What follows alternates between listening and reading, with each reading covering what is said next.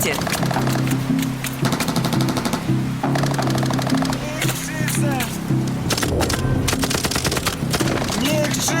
Не стреляйте!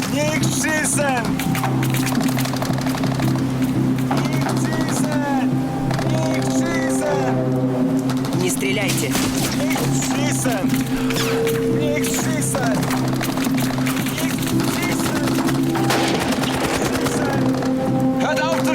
Прекратите огонь! Не стрелять! В немецкую траншею с бруствера свалился неожиданный гость. Унтер-офицер, обстрелянный ветеран Восточного фронта, сразу обратил внимание на шапку перебежчика. Это солдат-штрафник. На ней не было обычной красной звезды. Перед немцами сидел штрафник. Иди давай. На допросе перебежчик рассказал о скором начале советского наступления. Fortsetzen. Я видел много танков и пушек. Ich habe viele Panzergeschütze gesehen. Они выдвигаются на позиции по Sie ночам. werden nachts an die Stellungen Он herangeführt. видел множество танков и орудий, выходивших на позиции по ночам. В штрафники он попал за серьезный проступок и боялся, что погибнет в первой же атаке. К донесению перебежчика немецкое командование отнеслось со всей серьезностью. Фронт на плацдармах на Висле стабилизировался еще осенью 1944 года.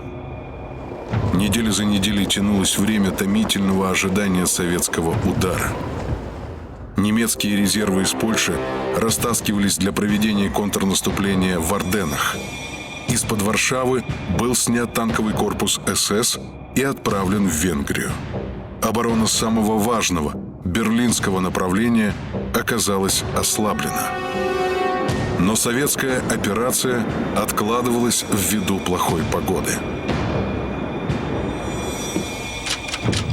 Тот факт, что противник не переходит в наступление, объясняется плохой погодой. Ему нужны мороз и хорошая видимость, чтобы иметь возможность использовать свою авиацию.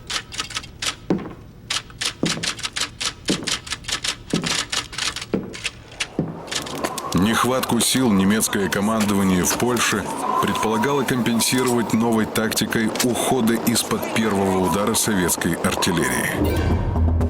Обычно огонь советской артподготовки перед наступлением не оставлял почти ничего живого в первой траншее немецкой обороны. Немцы решили в последний момент перед артподготовкой отводить пехоту во вторую траншею на расстояние 2-3 километров.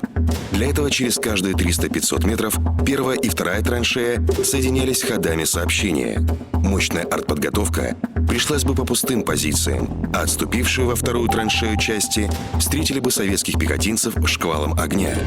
Между первой и второй траншеей располагалась и основная масса заграждений, мин и колючей проволоки.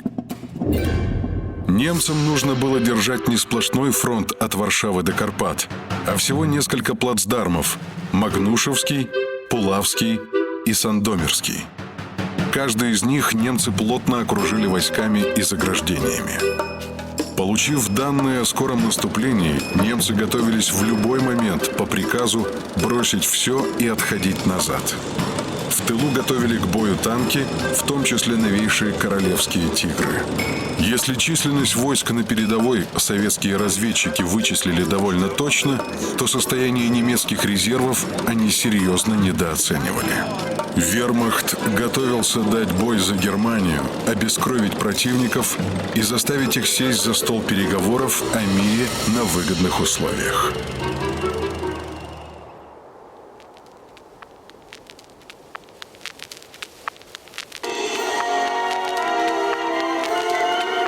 Новым приемом с советской стороны стала трансляция с советских позиций музыки из громкоговорителей. Она маскировала шум двигателей орудийных тягачей и танков. Наконец, 12 января поставили новую пластинку.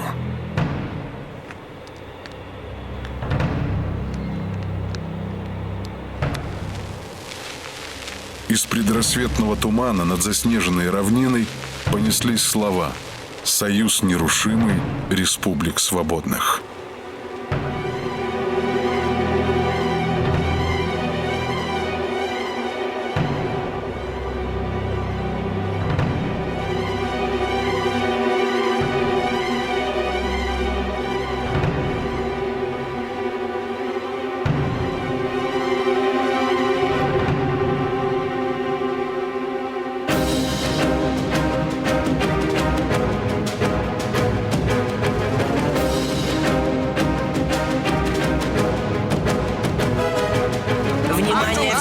Что-то начинается. После того, как прозвучали последние слова гимна, наступила секундная пауза, вслед за которой загрохотали сотни орудий, сливаясь в один оглушительный рев. Назад! Все уходим! Немецкие пехотинцы по ходам сообщения бросились в тыл во вторую траншею.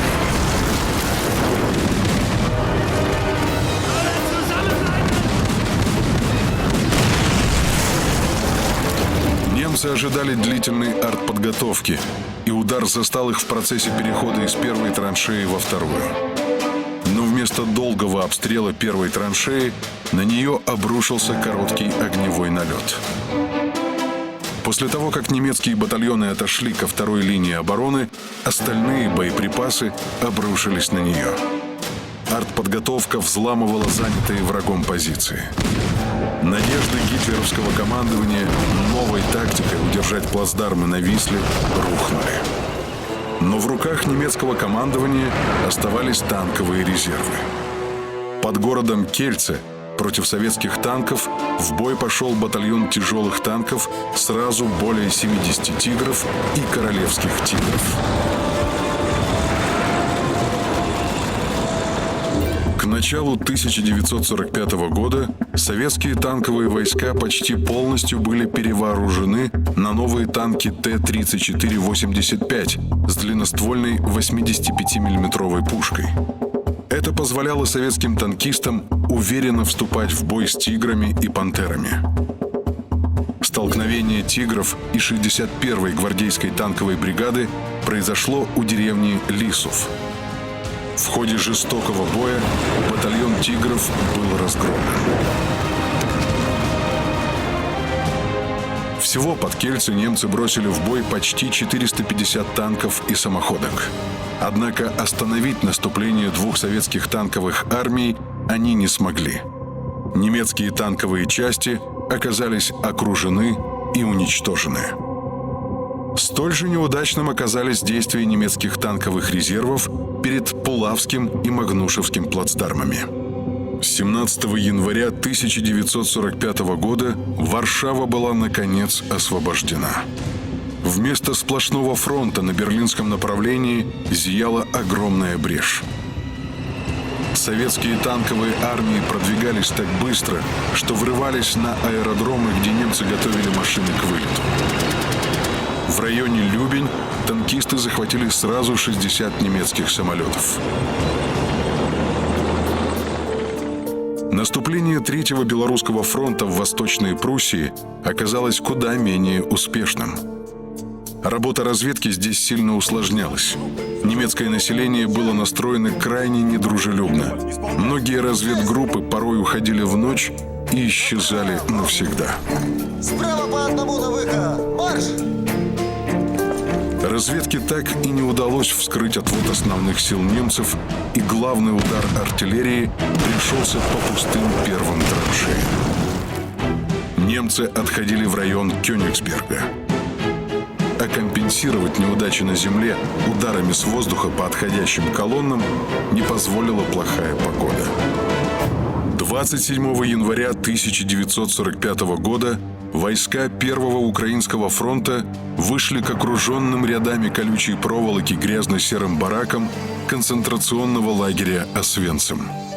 Прекратилась работа целого комплекса из 28 лагерей, самым известным из которых является Аушвиц-Биркенау или Аушвиц-2.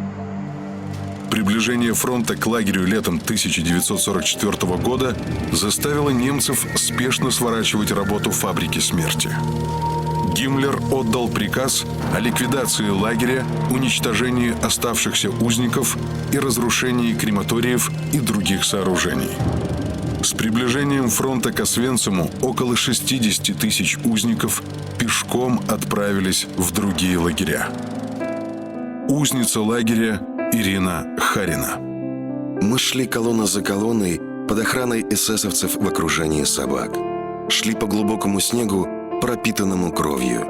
Снег был розовый, поскольку каждого отставшего, каждого покачнувшегося или остановившегося расстреливали на месте. В лагере гремели взрывы и выстрелы. Последний крематорий взорвали за сутки до прихода советских войск. Зондеркоманда СС расстреляла около 700 заключенных, задействованных в ликвидации следов преступлений. Но под угрозой приближающихся советских танков эсэсовцы бежали из Освенцима так поспешно, что многие приказы остались невыполненными. Красноармейцы встретили 7,5 тысяч изможденных узников, и советские солдаты обнаружили страшные свидетельства происходившего в концлагере. Груды личных вещей, обуви и одежды уничтоженных заключенных. Жертвами эсэсовцев в Аушвиц-Биркенау стали более 1 миллиона человек. Это был самый крупный концлагерь Третьего рейха. Успешное наступление Первого Украинского фронта в конце января 1945 года привело к охвату и угрозе окружения группировки немцев в Силезском промышленном районе. Однако захлопывать мышеловку советское командование не спешило. Командующий фронтом маршал Конев докладывал: Бои с противником, засевшим в каменных постройках и бетоне, как правило, носят длительный и упорный характер. Силезский промышленный район представлял собой сплошной огромный город заводов и промышленных предприятий, занимающий площадь 40 на 60 километров.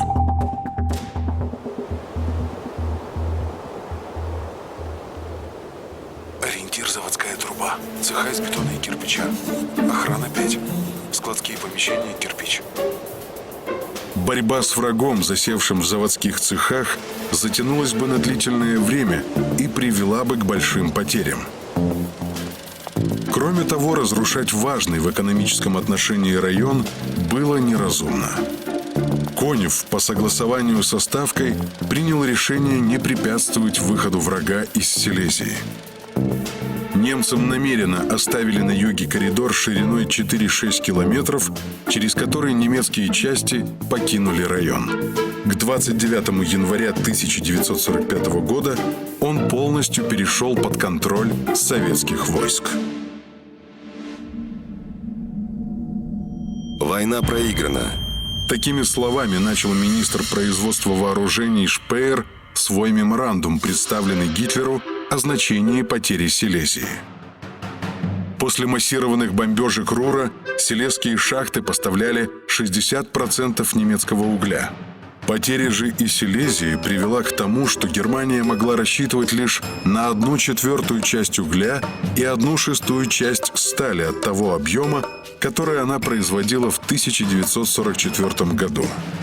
Шпеер делал вывод: После потери Верхней Силезии немецкая оборонная промышленность более не будет в состоянии хотя бы в какой-то степени покрыть потребности фронта в боеприпасах, оружии и танках. Это означало поражение уже в 1945-м. Эта информация осталась достоянием узкого круга лиц в высшем руководстве Третьего рейха. Войска продолжали получать приказы, от них требовали упорной обороны и самопожертвования. Для восстановления рухнувшего Восточного фронта Гитлер обратился к своему давнему соратнику, рейхсфюреру СС Генриху Гиммлеру. Генрих Гиммлер. Рейхсфюрер, руководитель войск СС. Рейхсминистр внутренних дел Германии. Рейхсляйтер, начальник главного управления имперской безопасности, которому подчинялись служба разведки СД и тайная полиция Гестапо. Инициатор и вдохновитель составления плана ОСТ по германизации территории республик Советского Союза и проведению геноцида в отношении славянских и других народов. Один из главных виновников массового уничтожения евреев и представителей других национальностей на оккупированных землях. В конце войны пытался вести переговоры с западными странами о сепаратном мире с Германией. 20 мая 1945 года, надев повязку на глаз и мундир унтер-офицера, пытался бежать в Данию с паспортом расстрелянного ранее жандарма. Был схвачен двумя бывшими советскими военнопленными, состоявшими на службе в английской военной полиции. Во время допроса принял яд. Тело кремировано, а пепел развеян в лесу близ Люнебурга. Гиммлера назначили командующим вновь созданной группы армий «Висла». Такой выбор командующего вызвал резкие разногласия в высшем руководстве вооруженных сил Германии. Начальник штаба германской армии Гейнс Гудериан. Эта явная ошибка фюрера привела меня в ужас. Гудериан командировал на помощь Гиммлеру генерала Вальтера Венка, опытного штабиста Восточного фронта. Гиммлер не имел военного образования, но умел разбираться в людях. Одним из первых его решений было назначение нового коменданта Познани. Вместо престарелого генерала Матерна новым командующим крепости стал фанатичный полковник Гонелл, произведенный в генерал-майоры. Советские танкисты проходили между рядами запорошенных снегом самолетов. Десятки Хенкелей 111 выстроились на аэродроме города Познань. Всех их приковало к земле отсутствие горючего. Дни тысячелетнего рейха были сочтены. Но гарнизон Познани не торопился капитулировать. Командующий первой танковой армией генерал Катуков. Познань была типичной танковой душегубкой. На ее узких, хорошо подготовленных к обороне улицах немцы выбили бы у нас все машины. Приказано обойти Познань с севера и юга и замкнуть кольцо, чтобы не дать уйти гарнизону на запад. Ясно? Так точно. По машинам. Есть. Катуков получил разрешение двигаться дальше к Берлину. Штурмовала Познань пехота 8-й гвардейской армии Чуйкова, ветерана Сталинграда. Сама целесообразность штурма города под сомнение не ставилась. Познань являлся важнейшим узлом железнодорожных и грунтовых шоссейных дорог. Гвардейцы Чуйкова начали атаки 26 января. Штурмовать каждый дом не входило в их планы. Из воспоминаний Чуйкова. С запада мы атак не вели. Мы сознательно оставили здесь выход, надеясь, что противник воспользуется им и двинется из крепости.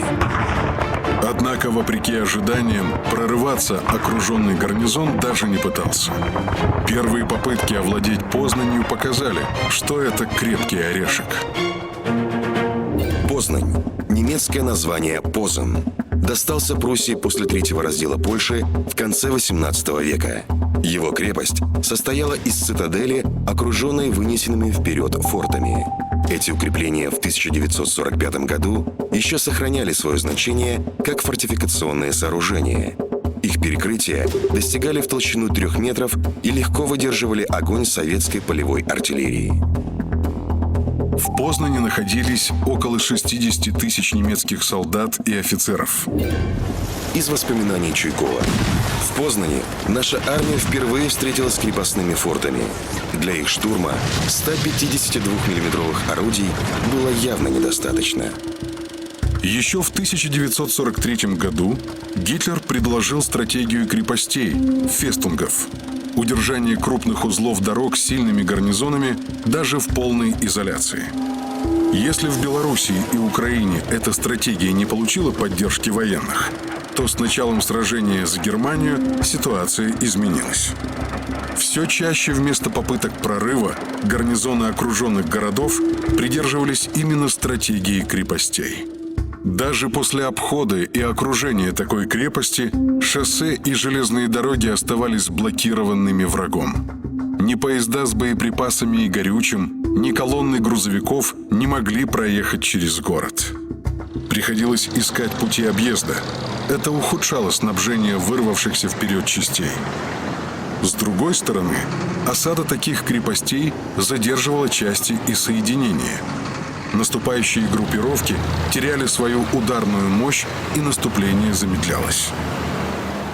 Второй штурм Познани состоялся 28 января. Командующий 8-й гвардейской армией обратился к гарнизону с ультиматумом. Я, генерал Чуйков, предлагаю вам немедленно сложить оружие и сдаться в плен. Я гарантирую вам жизнь и возвращение на родину после войны. В противном случае вы будете уничтожены. Но белых флагов советские войска не увидели. Не случайно Чуйков называл коменданта крепости генерала Ганнелла матерым нацистом. Под его командой немцы продолжали сопротивляться с отчаянием обреченных.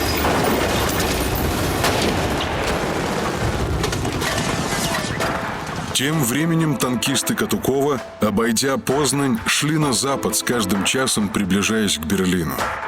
На старой границе Германии и Польши их встретили укрепления так называемого «Восточного вала».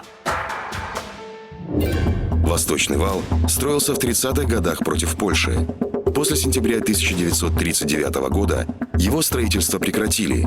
Только осенью 1944 года сооружения начали приводиться в порядок. В советских документах эти укрепления называли Мезерецкий укрепрайон, в немецких – пояс Варты Одера. Основной единицей укрепрайона являлась Панцерверке – бетонное сооружение с колпаками из толстой броневой стали. Подступы к ним прикрывали противотанковые препятствия «Зубы дракона», состоявшие из нескольких рядов бетонных надолбов. Панцерверки обладали запасом боеприпасов и продовольствия, источниками воды и могли держаться в осаде неделями.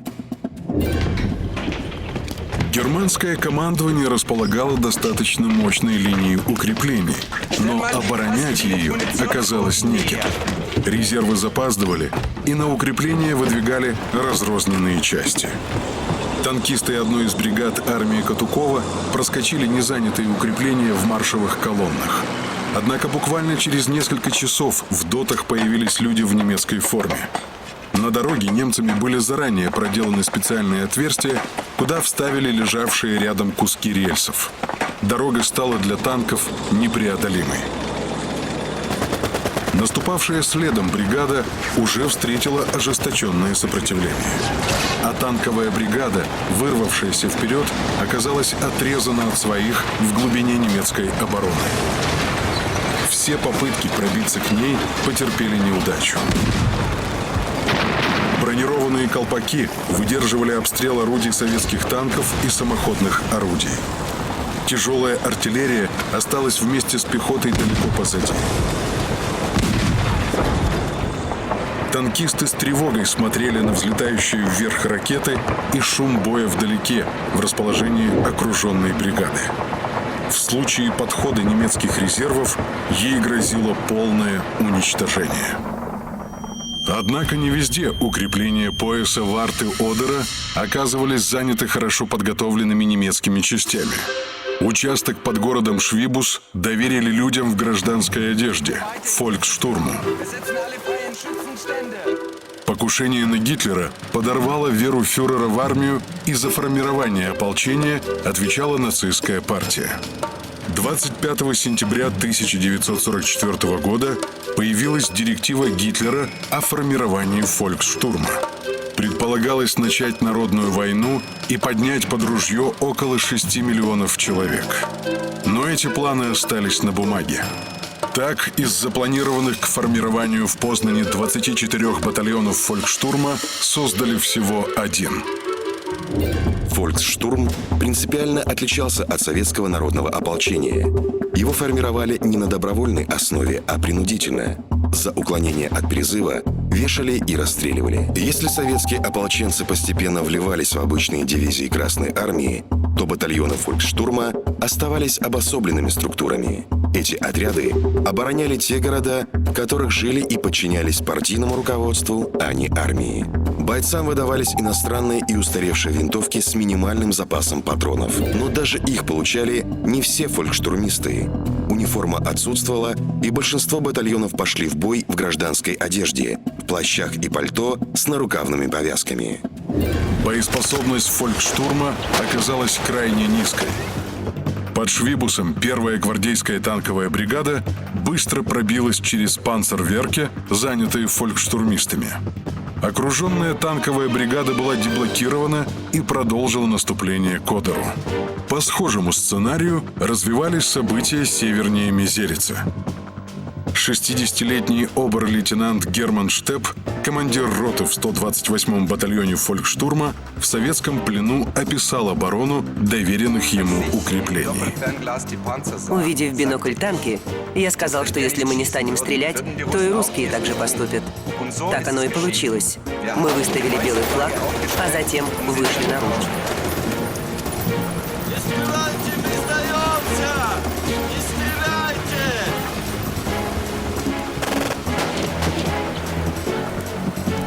Прекратить огонь! Прекратить огонь! Выходим! Оружие оставить! Всем! Прекратить огонь! Фрицы, по-моему, сдаются!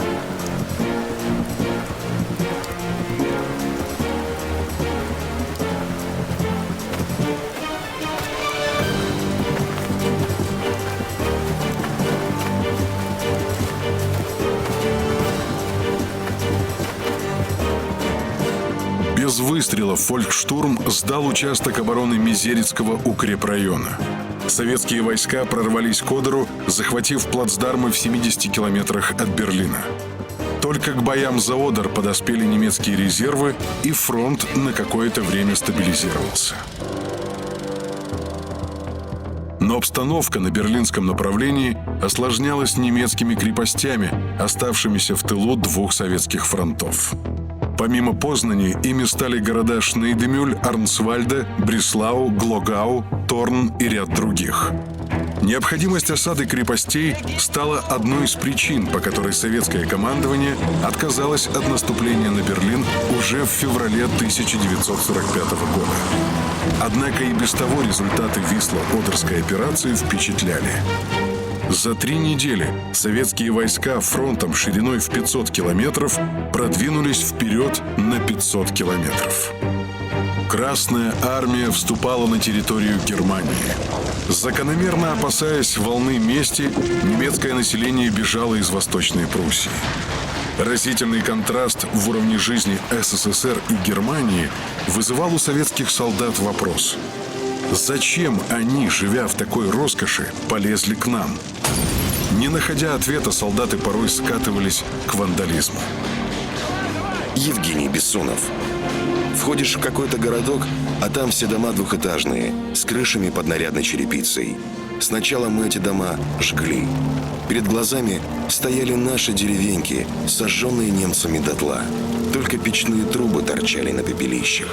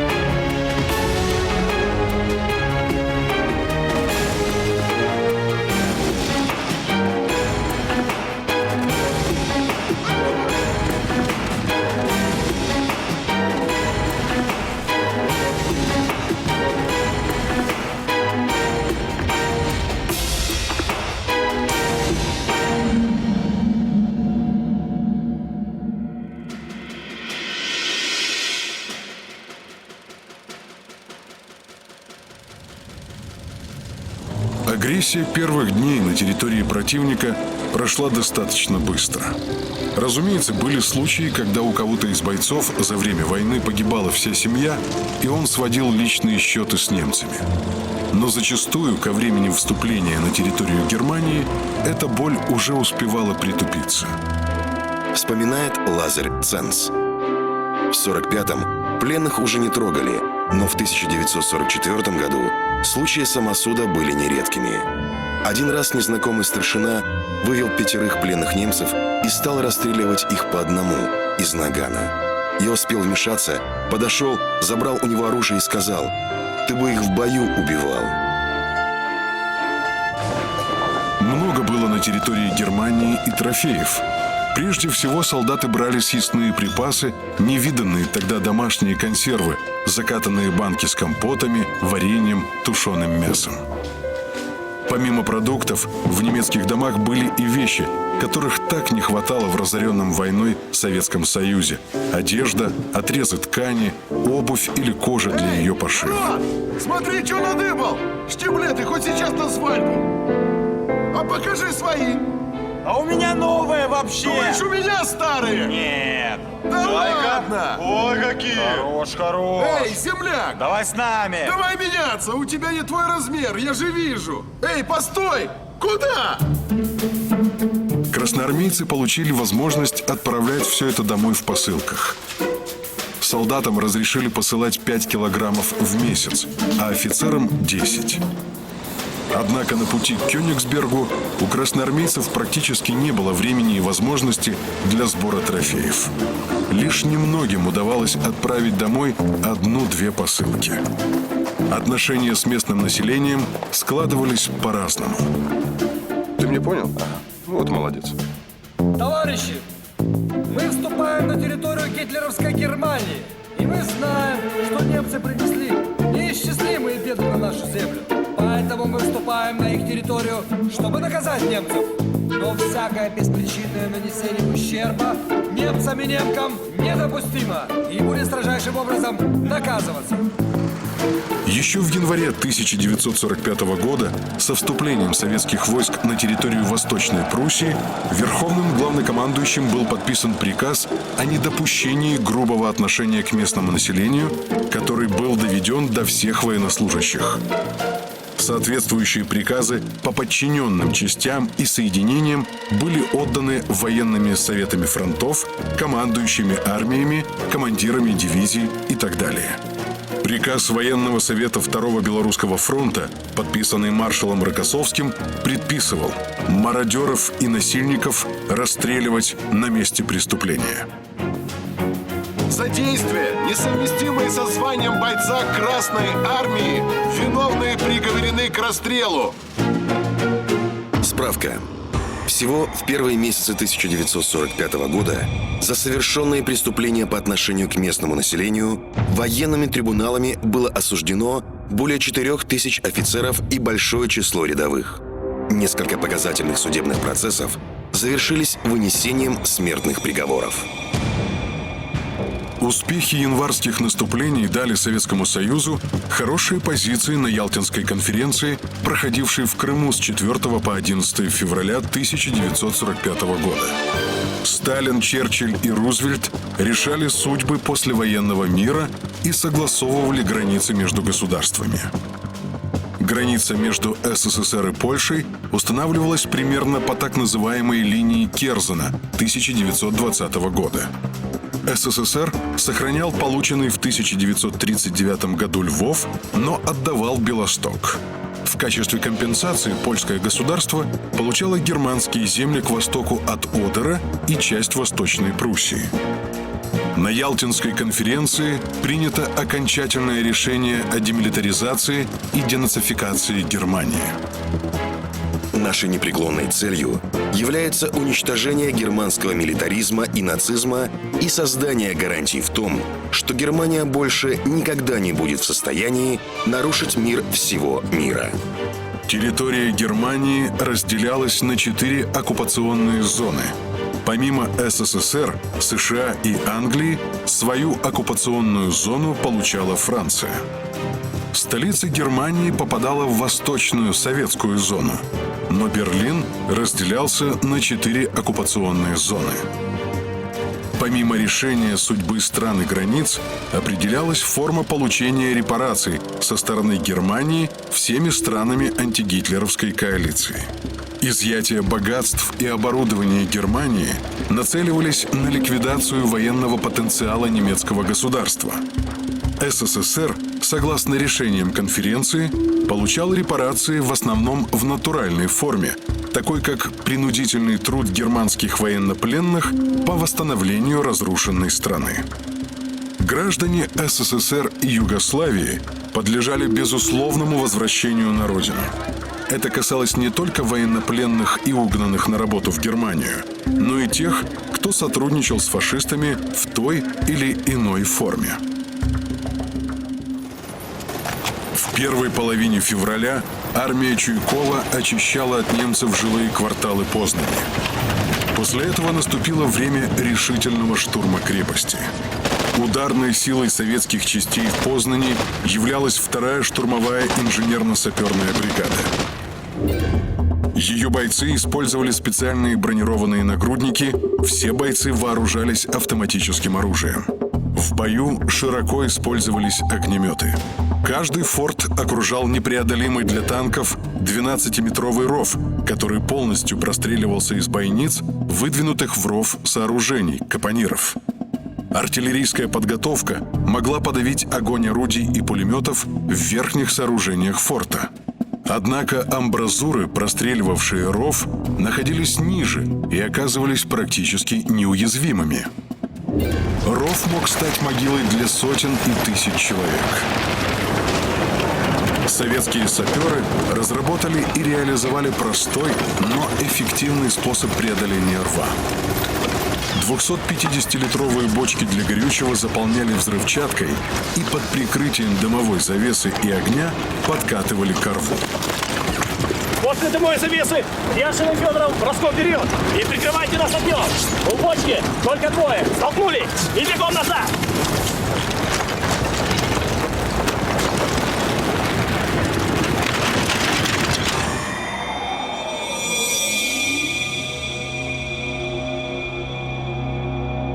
В назначенный момент поджигалась запальная трубка, и бочка сталкивалась в ров.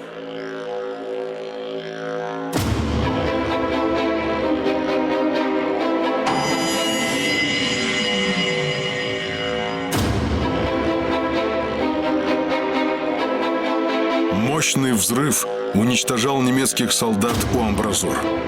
Это позволяло штурмовой группе спуститься в ров и захватить его укрепление.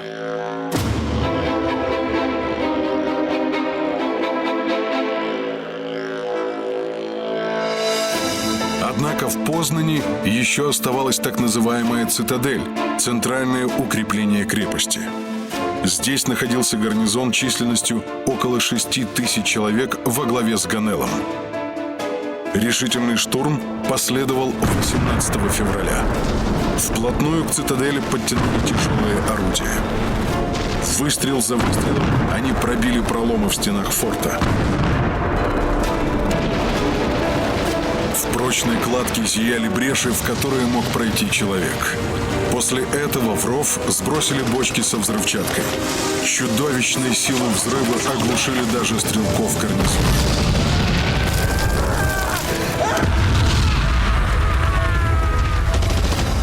Давай вторую бочку! Вот туда, слева! По мосткам к проломам в стене перебрались штурмовые отряды и завязали бой внутри цитадели.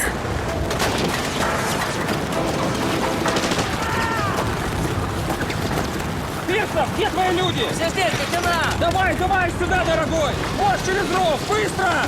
Вот, за мной! Саперы построили через ров мост для танков и самоходок.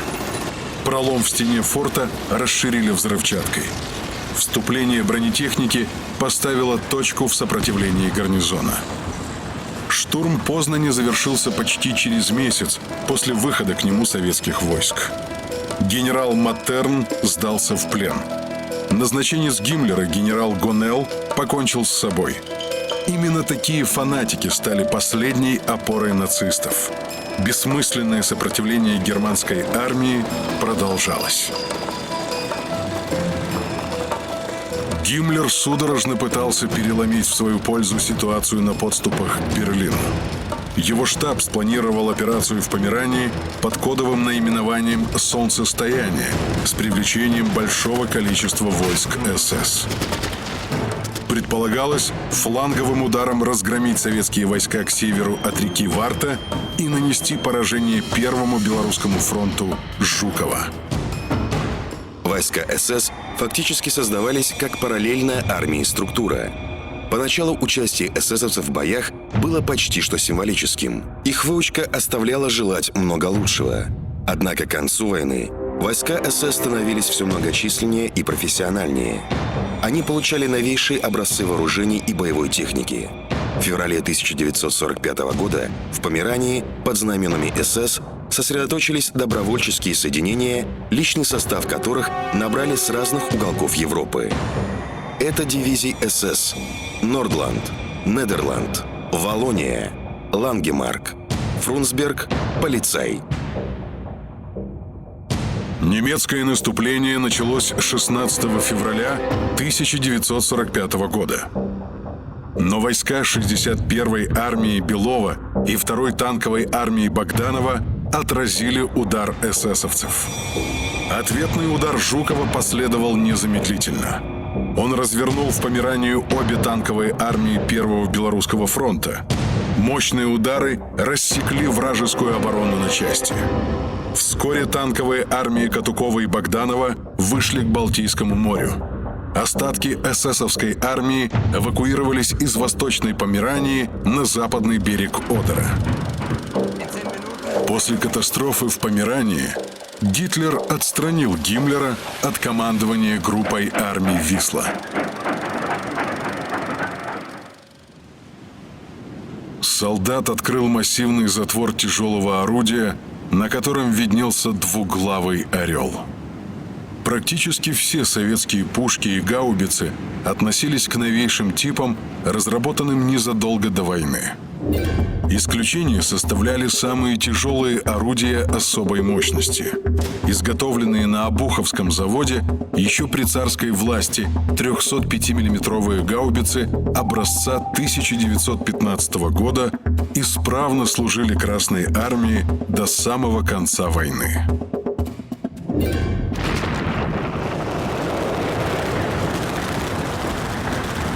Нормально! Прям в стену вошел! Нормально, прям в стену вошел! Ориентир башня! Ориентир башня! Правее один! Правее один! Давай!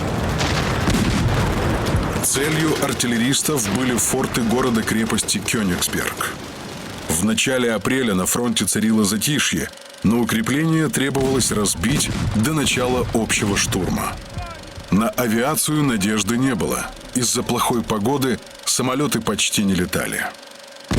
305-миллиметровые гаубицы выпускали по одному снаряду за 3 минуты, а для поражения форта требовалось 100-150 выстрелов и несколько дней стрельбы. Большинство фортов Кёнигсберга были еще старше царских орудий. Немцы их построили в конце 19 столетия. Гаубицы особой мощности били по немецким укреплениям, известных как форт номер 8 и форт номер 10, носивших имена Король Фридрих I и Конец. Они прикрывали дороги, подходящие к Кёнигсбергу, с юга. Каждый из них представлял собой шестиугольник 180 на 360 метров и рассчитывался на гарнизон в 250-300 человек. Эти два форта могли показаться просто холмами, поросшими лесом. Стены крепости для укрепления были засыпаны землей. Лишь постепенно под ударами тяжелых снарядов проступали бетон и кирпичная кладка. Позднее комендант форта номер 10 сообщил, что гарнизон был морально подавлен обстрелом и потерял веру в надежность защиты толстых стен.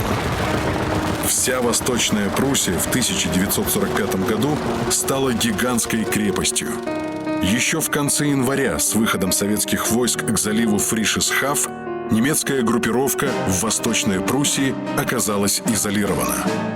Сообщение с главными силами вермахта осуществлялось только по морю. Однако попытка сокрушения блокированных войск противника сходу успеха не принесла. Из воспоминаний маршала Василевского. Сталин порекомендовал мне выехать в Восточную Пруссию, подчеркнув, что быстрейшая ликвидация врага Восточной Пруссии позволила бы нам усилить основное берлинское направление. Ознакомившись с обстановкой на месте, Василевский отказался от штурма вражеской цитадели кавалерийским наскоком. Потребовалась почти трехнедельная пауза для подготовки решающего штурма осажденной крепости.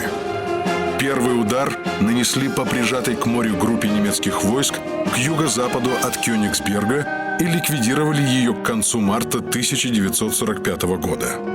В апреле пришел час самого Кёнигсберга. Для штурма столицы Восточной Пруссии выделялась группировка советских войск численностью 137 тысяч человек, более 5 тысяч орудий и 500 танков ИСАУ. Город и подступы к нему были тщательно отсняты с воздуха. По оценке советской разведки, гарнизон Кёнигсберга составлял около 60 тысяч человек. Однако, как вскоре выяснилось, силы защитников недооценили. План советского командования предусматривал удар по Кёнигсбергу с юга. Дело в том, что наибольшее внимание германское командование уделяло Северному фронту обороны. Здесь пролегала важная для крепости трасса в порт Пилау, находящийся на Земландском полуострове. Только по ней немцы получали боеприпасы и горючее. Штурм Кёнигсберга начался 6 апреля 1945 года.